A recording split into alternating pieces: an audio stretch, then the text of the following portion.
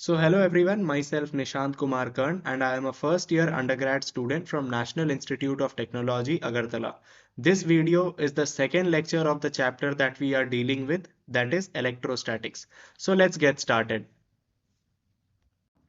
तो जैसा कि आप लोगों ने सुना कि ये हमारा दूसरा लेक्चर होने वाला है इस चैप्टर का, तो इसमें जिन टॉपिक से हम डील करने वाले हैं उसका नाम है इलेक्ट्रिक फील्ड।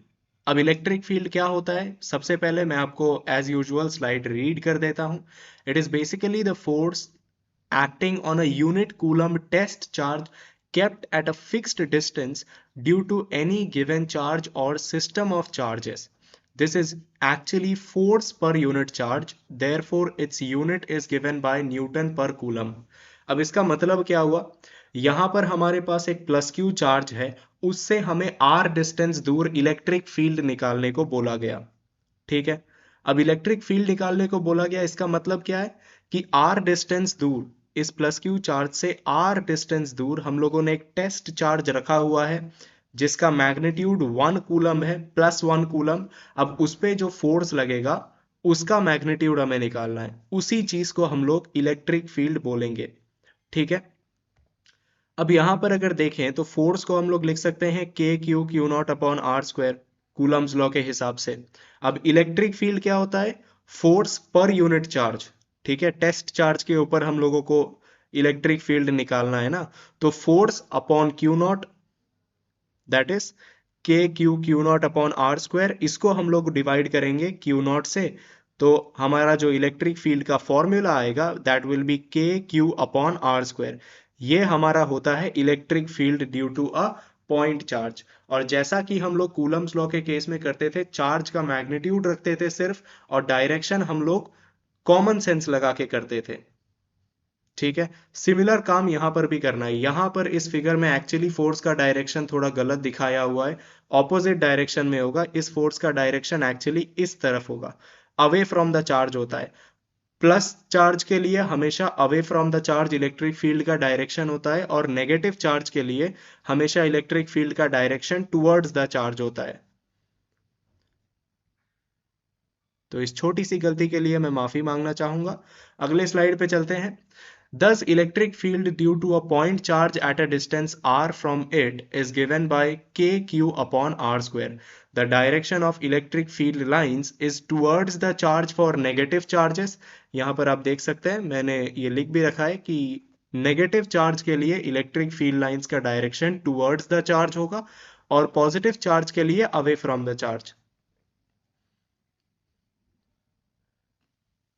अब अगला जो केस है, केस नहीं एक्चुअली इसको इलेक्ट्रिक फील्ड का सब टॉपिक बोल सकते हैं, ये बेसिकली है अपना प्रिंसिपल ऑफ सुपरपोजिशन। तो क्या है प्रिंसिपल ऑफ सुपरपोजिशन, देखा जाए, the net electric field acting at a point due to a system of charges is equal to the vector sum of the electric fields due to all the individual charges। इसका मतलब क्या हुआ, मैं आपको एक example से समझाता हूं। यहां पर हमें कहा गया है find out the net electric field due to the given system of charges at the centre of the square if all the given charges are positive. अब यहां पर हमें एक स्क्वायर दिया हुआ है, ये हमारा स्क्वायर है ए बी सी डी, और इसके कॉर्नर्स पे हम लोगों ने पॉजिटिव चार्जेस लगा रखे हैं। ये हमारा एक चार्ज हुआ ए, ये बी, ये सी, और ये डी। ये हमारे चार्जेस हैं, इन सभी चार्जेस का मैग्नीट्यूड बराबर है, और इन सभी चार्जेस का जो साइन है, जो नेचर है, वो पॉजिटिव नेचर है। ठीक है, ये भी प्लस चार्ज है, ये भी प्लस चार्ज है, ये भी प्लस चार्ज है, ये भी प्लस चार्ज है। अब इन सारे चार्जेस की वजह से सेंटर पे जो नेट इलेक्ट्रिक फील्ड होगा वो हमें निकालना है। ठीक है, कैसे निकालेंगे, अगले स्लाइड पे चलते हैं। The net electric field is given by E net equal to EA plus EB plus EC plus ED। यानी हमारे जितने भी चार्जेस थे इस पूरे सिस्टम में, हमारे पास कितने चार्जेस हैं, ये A है, ये B है, ये C है, और ये D है। ठीक है, अब इन सभी चार्जेस की वजह से जो सेंटर पे इलेक्ट्रिक फील्ड होगा that will be the vector sum. ठीक है, that will be actually the vector sum of electric field due to A plus electric field due to B plus electric field due to C plus electric field due to D. तो ये चीज होता है हमारा principle of superposition, यानी कि vector addition होगा basically electric field का। नेट इलेक्ट्रिक फील्ड निकालना है किसी सिस्टम ऑफ चार्जेस की वजह से किसी एक पर्टिकुलर पॉइंट पे, सारी इलेक्ट्रिक फील्ड्स का आप वेक्टर सम कर दो, बस उतना ही करना है, यही होता है हमारा प्रिंसिपल ऑफ सुपरपोजिशन। ठीक है, here as the distance of the diagonally opposite charges are equal from the center, therefore the electric fields of the diagonally opposite charges will be cancelled। क्या बोलना चाह रहा है ये कहना चाह रहा है कि क्योंकि ये हमारा स्क्वायर है, तो a का डिस्टेंस पॉइंट o से will be equal to d का डिस्टेंस फ्रॉम पॉइंट o। ठीक है, अब क्योंकि दोनों चार्जेस का नेचर बराबर है, ये भी पॉजिटिव है ये भी पॉजिटिव है, और दोनों चार्जेस का मैग्नीट्यूड भी बराबर है, तो A की वजह से इस पॉइंट पे जो इलेक्ट्रिक फील्ड होगा वो इस डायरेक्शन में होगा। ठीक है, अवे फ्रॉम पॉइंट O। और D की वजह से भी इस पॉइंट पे जो इलेक्ट्रिक फील्ड होगा वो इस डायरेक्शन में, away from point D, away from point O। ठीक है, away from point D and away from point O। तो यहां पर होगा क्या कि A की वजह से इलेक्ट्रिक फील्ड का डायरेक्शन इस तरफ और D की वजह से इलेक्ट्रिक फील्ड का डायरेक्शन ऑपोजिट तरफ, दोनों इलेक्ट्रिक फील्ड्स का जो मैग्नीट्यूड है वो बराबर है, तो क्या होगा, कैंसल आउट हो जाएगा। A की वजह से इलेक्ट्रिक फील्ड और D की वजह से इलेक्ट्रिक फील्ड एक दूसरे को कैंसल आउट कर देगी। सिमिलरली B की वजह से इलेक्ट्रिक फील्ड होगी away from point O and away from point B obviously, और C की वजह से भी electric field will be away from point O and away from point C obviously. तो ऑपोजिट डायरेक्शन में इलेक्ट्रिक फील्ड्स होने के कारण और सिमिलर मैग्नीट्यूड होने के कारण B की इलेक्ट्रिक फील्ड C की इलेक्ट्रिक फील्ड को कैंसल आउट कर देगी। तो O पर जो नेट इलेक्ट्रिक फील्ड बचेगा दैट विल बी जीरो। तो आप इसको एक कॉन्सेप्ट की तरह भी याद रख सकते हैं कि जो स्क्वायर सिस्टम ऑफ चार्जेस होगा, अगर किसी स्क्वायर के कॉर्नर्स पे हम लोगों ने सिमिलर नेचर के चार्जेस रखे हैं जिनका मैग्नीट्यूड बराबर है, तो जो सेंटर पे नेट इलेक्ट्रिक फील्ड होगा वो जीरो होगा। ठीक है, यहां पर भी सपोज हम लोगों ने 2 कूलम का चार्ज रखा, यहां पर भी +2 कूलम, यहां पर भी +2, यहां पर भी +2, तो होगा क्या, नेट इलेक्ट्रिक फील्ड इस सेंटर पे जीरो हो जाएगा। समझ में आया? तो ये हो गया हमारा प्रिंसिपल ऑफ सुपरपोजिशन का एक केस, एक एग्जाम्पल समझने के लिए। अगला एग्जाम्पल देखते हैं। हमें बोला गया है find the distance of the point at which the net electric field is zero from charge -2q। हमें बोला गया है कि ये हमारा सिस्टम दिया हुआ है, अब इस पूरे सिस्टम में -2q से कितने डिस्टेंस दूर नेट इलेक्ट्रिक फील्ड हमारा जीरो आएगा। ठीक है, समझ में आया ना? यहां पर पूछा क्या है, ये हमारा पूरा सिस्टम दिया हुआ है, इस सिस्टम में -2q से कितने डिस्टेंस दूर, हमें सबसे पहले तो वो पॉइंट निकालना है जहां पे नेट इलेक्ट्रिक फील्ड जीरो है ड्यू टू दिस सिस्टम। ठीक है, अब उस पॉइंट का डिस्टेंस -2q से निकालना है। ठीक है, तो this is the basic idea of this question. तो इसका सॉल्यूशन जरा देखा जाए, तो ये रहा इस पूरे क्वेश्चन का सॉल्यूशन। मैं आपको एक बार समझा देता हूं। सबसे पहले हम लोगों ने क्या किया, पॉइंट P को अज्यूम कर लिया। Let the point at which the net electric field is zero be at a distance x from the charge -2q। ठीक है, मतलब क्या हुआ कि सबसे पहले हम लोगों ने पॉइंट P अज्यूम किया, मान लिया कि इस पॉइंट P पे हमारा नेट इलेक्ट्रिक फील्ड जो है वो जीरो है। ठीक है, और उसका डिस्टेंस -2q से हम लोगों ने x मान लिया।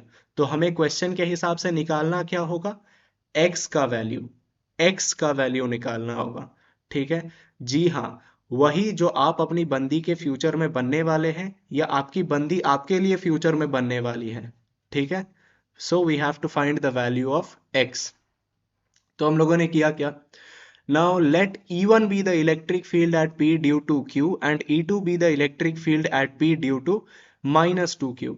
तो Q के लिए इस पॉइंट पे जो इलेक्ट्रिक फील्ड है उसको हम लोगों ने माना E1, और -2Q की वजह से इस P पॉइंट पे जो इलेक्ट्रिक फील्ड है उसको हम लोगों ने माना E2। तो सुपरपोजिशन थ्योरम के हिसाब से net electric field will be E1 plus E2। ठीक है, अब हम लोगों ने क्या माना था कि P पॉइंट पे जो नेट इलेक्ट्रिक फील्ड है वो जीरो होगा, तो इसी वजह से E1 plus E2 equal to zero. ये P पॉइंट हम लोगों ने क्या माना था, वही पॉइंट तो हमें निकालना है ना जहां पे नेट इलेक्ट्रिक फील्ड जीरो है, तो उसी चीज को हम लोगों ने पॉइंट P मान लिया था। इसी वजह से E1 प्लस E2 का वैल्यू जीरो आ गया।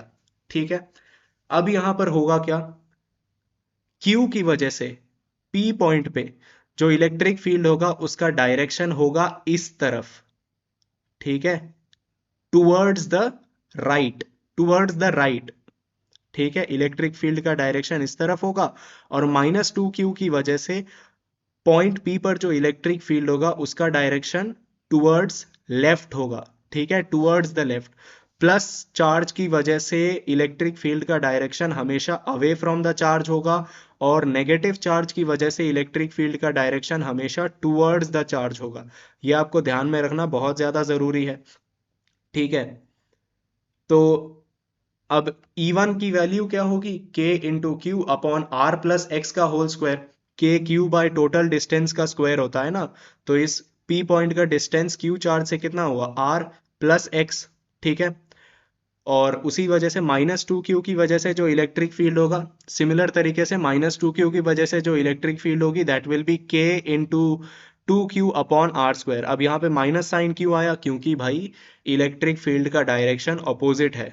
ये मत कहना कि सर आपने तो कहा था कि चार्ज का डायरेक्शन रखना नहीं है, तो फिर आपने क्यों रख दिया, चार्ज का साइन क्यों रख दिया। यहाँ पर मैंने इसी वजह से रखा है क्योंकि दोनों इलेक्ट्रिक फील्ड्स का जो डायरेक्शन है वो ऑपोजिट है। ठीक है, अब इस तरफ हम लोगों ने ले आया, तो यहाँ पे K Q upon are plus x का whole square equal to 2KQ upon are square हुआ। के क्यू से के क्यू दोनों तरफ कैंसिल हो गया, तो 1 अपॉन आर प्लस एक्स का whole square equal to 2 upon are square बचा। अगले स्लाइड पे चलते हैं। तो ये हमारा पूरा सॉल्यूशन रहा। इसको थोड़ा सा और सिंप्लीफाई करेंगे तो ये हमारा एक क्वाड्रेटिक इक्वेशन बनेगा। इस क्वाड्रेटिक इक्वेशन को जब हम लोग सॉल्व करेंगे तो x की वैल्यू हमारी कुछ ऐसी आ जाएगी। ठीक है, थोड़ी अजीब सी वैल्यू है, लेकिन हम लोगों ने यहाँ पे क्या किया, the negative value of x shows that the zero electric field point is towards the left of Q. जी हाँ, यहां पर इस चीज को जब हम लोग सॉल्व करेंगे तो x की वैल्यू नेगेटिव आ रही होगी। ठीक है, कैलकुलेशंस अपने से कर लेना, मैं उतना कैलकुलेशन में नहीं जा रहा हूं। मेरा मेन मोटिव है आपको सुपरपोजिशन थ्योरम समझाना। ठीक है, सुपरपोजिशन के प्रॉब्लम्स आप लगा पाओ, वो अप्रोच आपको सिखाना। तो अप्रोच आपने सीख लिया है, कैलकुलेशंस आप लोग कर लेना। मैं बस आपको ये बता रहा हूं कि अगर सॉल्व करते करते x की वैल्यू कभी भी नेगेटिव आ जाए तो ये समझ लेना कि जो x का डायरेक्शन आप लोगों ने लिया है ना वो गलत है। ठीक है, हम लोगों ने क्या लिया था, x का डायरेक्शन इस तरफ माना था। ठीक है, हम लोगों ने -2q के राइट में माना था, लेकिन x की नेगेटिव वैल्यू का मतलब ये है कि डायरेक्शन इस तरफ नहीं भाई, डायरेक्शन इस तरफ होगी। ठीक है, मतलब towards the left of -2q and towards the left of q। ठीक है, समझाता हूं। यहां पर क्या है, ये हमारा एक पॉजिटिव चार्ज है, एक नेगेटिव चार्ज है, तो दोनों के बीच में तो कभी भी हमारा नेट इलेक्ट्रिक फील्ड जीरो नहीं हो सकता। ठीक है, क्यों नहीं हो सकता, क्योंकि यहां पर हो ये रहा है, मैं आपको समझाता हूं। हो ये रहा है कि ये हमारा पॉजिटिव चार्ज है और ये हमारा नेगेटिव चार्ज है, तो बीच में हम लोग कोई एक पर्टिकुलर पॉइंट मान लेंगे। यहां पर कोई एक पर्टिकुलर पॉइंट मान लेंगे, तो उस पॉइंट पे Q की वजह से इलेक्ट्रिक फील्ड का डायरेक्शन इस तरफ, और -2Q की वजह से भी इसी तरफ होगा, टुवर्ड्स द राइट ही होगा। ठीक है, दोनों के बीच में ये हमारा +Q और ये हमारा -2Q, दोनों के बीच में किसी भी पॉइंट पे हम लोग इलेक्ट्रिक फील्ड का डायरेक्शन निकालेंगे तो वो टुवर्ड्स द राइट होगा। ठीक है, तो यहां पर तो कभी भी इलेक्ट्रिक फील्ड जीरो नहीं होने वाला है।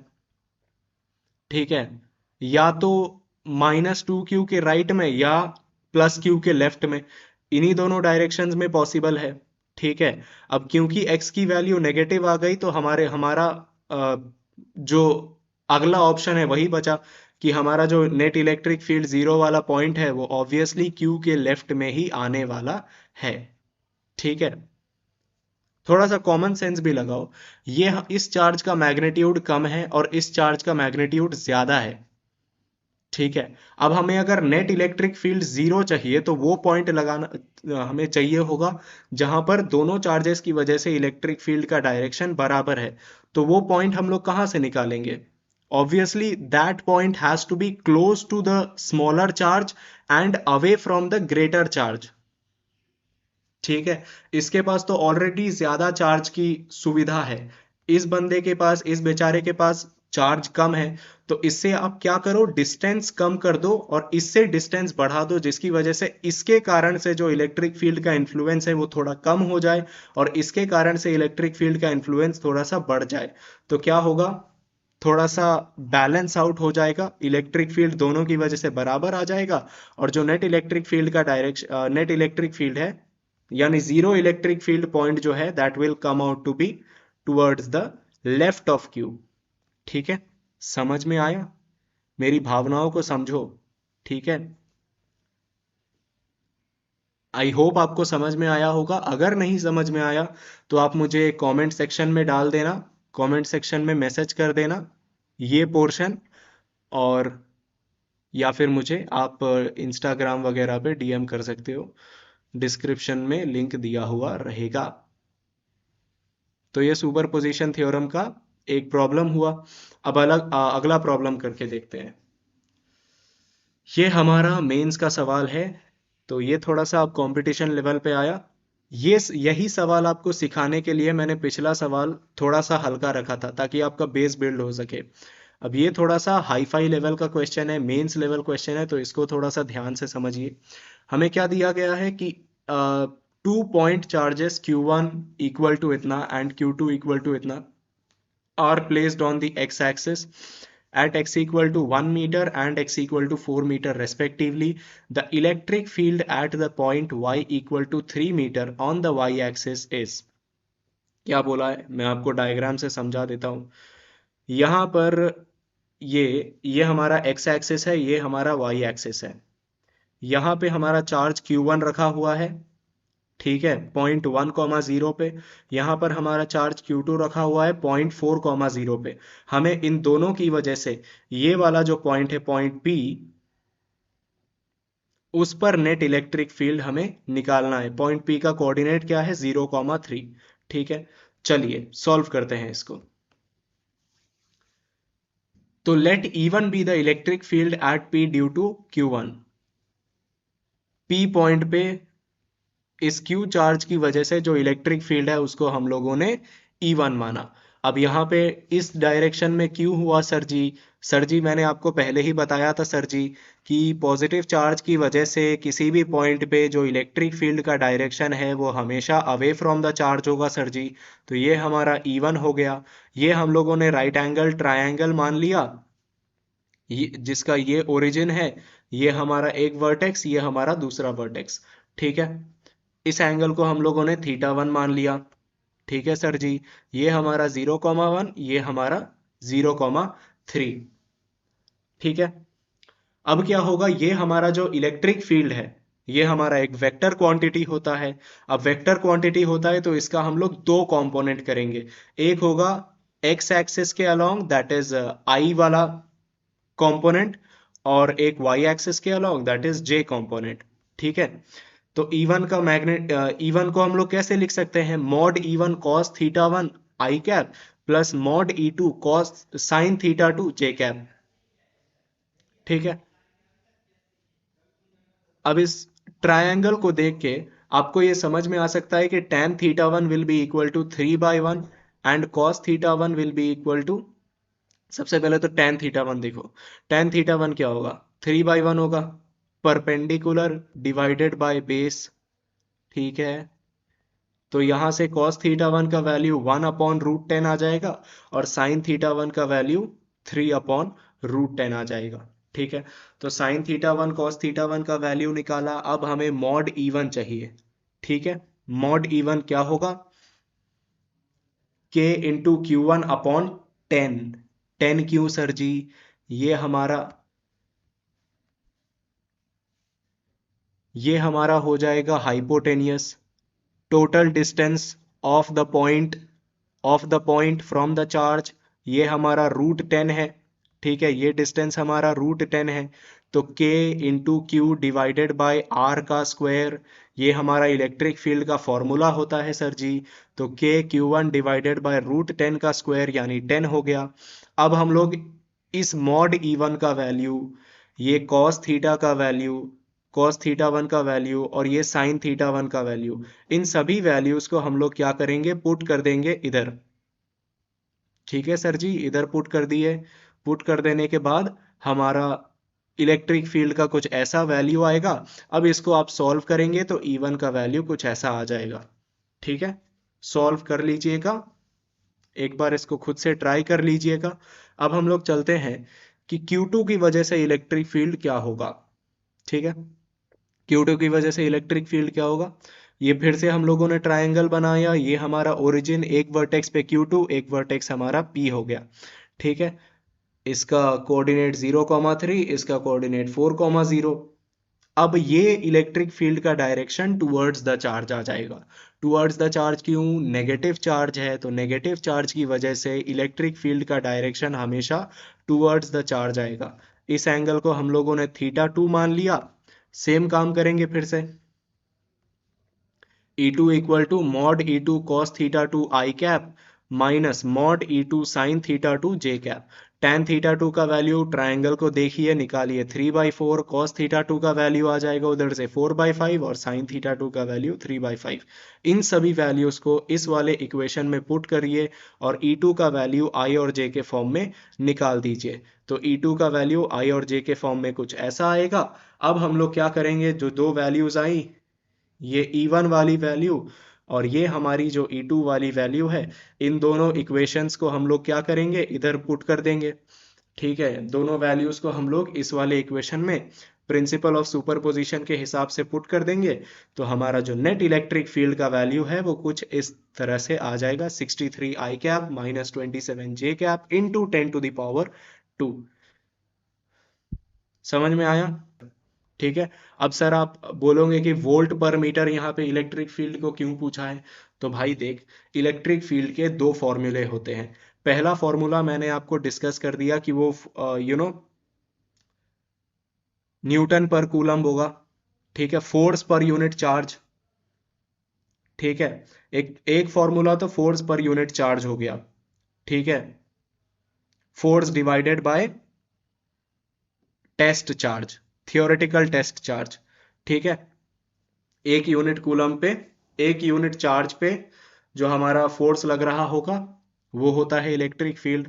लेकिन हम लोग जब थोड़ा सा और आगे बढ़ेंगे तो हमें ये भी पता चलेगा, यानी जो अगला यूनिट हम लोग पढ़ने जा रहे हैं, ठीक है, इलेक्ट्रोस्टैटिक पोटेंशियल एंड कैपेसिटेंस, उसमें हम लोगों को इलेक्ट्रिक फील्ड का एक और फॉर्मूला पता चलेगा, जहां पर हम लोग वोल्टेज और डिस्टेंस के साथ, वोल्टेज को as a dot product of electric field and distance, ठीक है, displacement, sorry, voltage as a dot product of electric field and displacement, वो पढ़ेंगे। तो वहां से हमारा इलेक्ट्रिक फील्ड का ये वाला यूनिट आएगा। तो इसको लेके आप कंफ्यूज मत होइए, वोल्ट पर मीटर हो या न्यूटन पर कूलम हो, दोनों एक ही बात है। ठीक है, आप बस कंसेप्ट लगाइए, वही आपका बस काम है। तो बस, thank you future rock stars, आज का लेक्चर बस यहीं तक। ज्यादा टॉपिक्स आज के लेक्चर में हमने कवर नहीं किया, लेकिन मेरा आपको यही मोटिव था कि इस जो भी टॉपिक हम लोग कवर करें, भले ही कम टॉपिक कवर करें, लेकिन अच्छे से आपको कॉन्सेप्ट क्लियर हो जाना चाहिए। इसीलिए मैंने क्वेश्चंस थोड़े और डाले थे इस वीडियो में। सो आई होप आपको ये वीडियो पसंद आया होगा। थोड़ी बहुत जो मिस्टेक्स हुई हो मुझसे, तो उसके लिए मुझे माफ़ कर दीजिएगा। आप मुझे कमेंट सेक्शन पे मेरी मिस्टेक्स काउंट करवा सकते हैं। I am always ready to accept the positive critics. So that's all from this video. Thank you very much. Thank you very much for watching. Please like, share and subscribe. Bye bye. Take care and Jai Hind.